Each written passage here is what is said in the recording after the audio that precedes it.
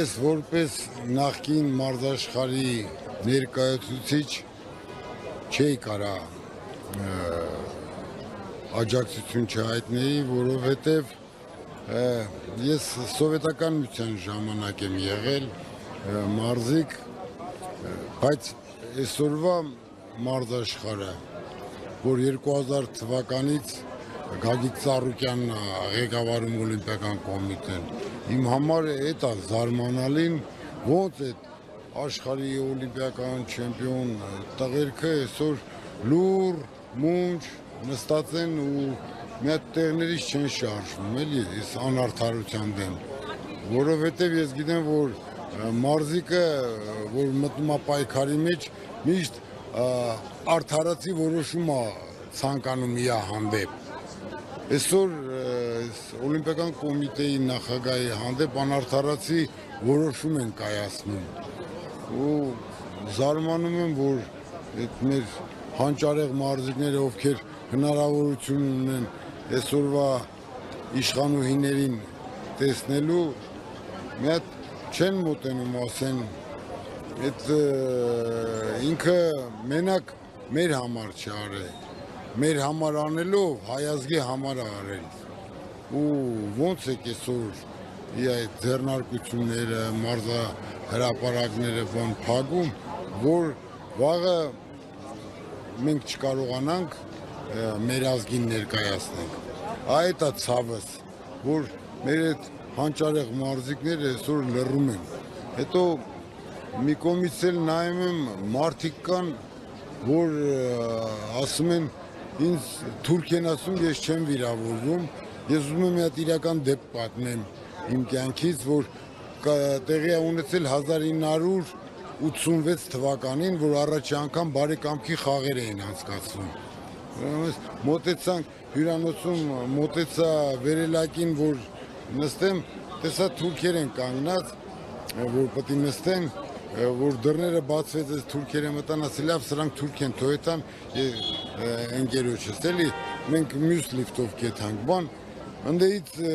մի հատ թուրք, թե վիրավորվեց, թե ինչ արեց, ֆռած ինձ, թուրքը դու ես, արասի չէ, ես հայ եմ, դու ես թուրքը,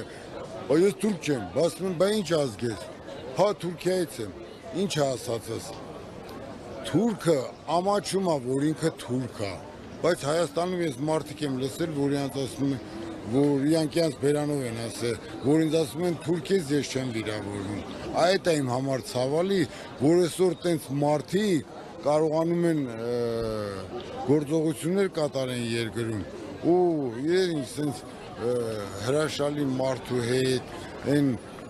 գիտեք փողոցային են շակալների նման հարձակվեն 1000 կողմից, որ առույց են տեսնում, չէ, շակալները ամեն մեկը մի հատ կծի փախնի, չեն մտածում այդ մարդիկ, որ վաղը մյուս օր այսօր հեռուստատեսությունը այնքան է զարգացած, որ այդ սաղ այդ նկարները Մոսկով են, թե Մոսկով չեն, վաղը այդ սաղի դեմքերը անվելու է ժողովրդի դեմ, հետո իրանց երեխաներն են,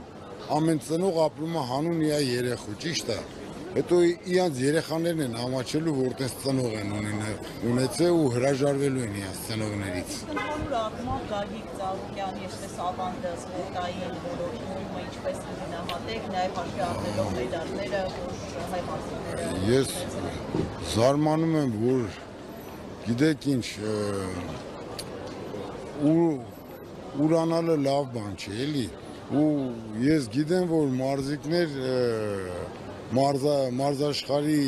այսօրվա մեր ներկայացուցիչների 99.9% Գագիկ Ծառուկյանի հոգատարության շնորհիվ է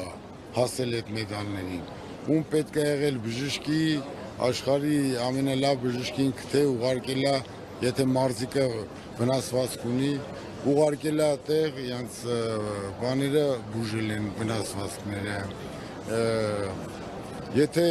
մի բան է պետք եղել, պակաս է եղել սնունդի հարցում, ասենք եղել է մարզումների ժամանակ մի բան չի հերիքում սնունդի,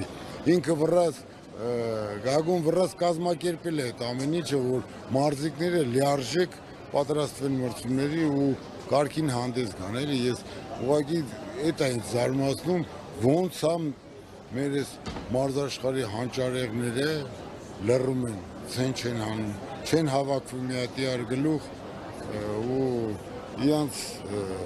բանը բողոքի ձայնը արտահայտում։ Իսկ այդ լռությունը դուք ինքներդ որպես նաև սպորտսմեններ ինչով եք պայմանավորում, հաշվի առնելով այն մեծարանքը, որ տարիներ շարունակ պարոն Ծառուկյանը ցուցաբերել է սպորտ աշխարհի նկատմամբ, նվերներ, պարգևներ, միշտ ուշադրության կենտրոն, քաղաքական հետապնդումից են վախում, անտարբեր են, ինչու են այսպես։ Բայ այդ հարցին ես չեմ կարա պատասխանեմ, գիտեք խի, որովհետև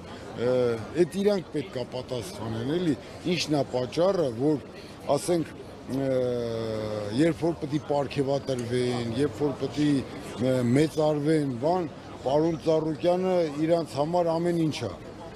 Այսօր լռում են, մի հատ ձեն չեն հանում, այդ ես չեմ կարող իրանց տեղը պատասխանեմ, այդ յուրաքանչյուր այդ մարզիկը, մեր հայազգի ճանաչված մարզիկը ինքը պետք է պատասխանը տա դրան։ Ձեզ եմ շնորհակալ։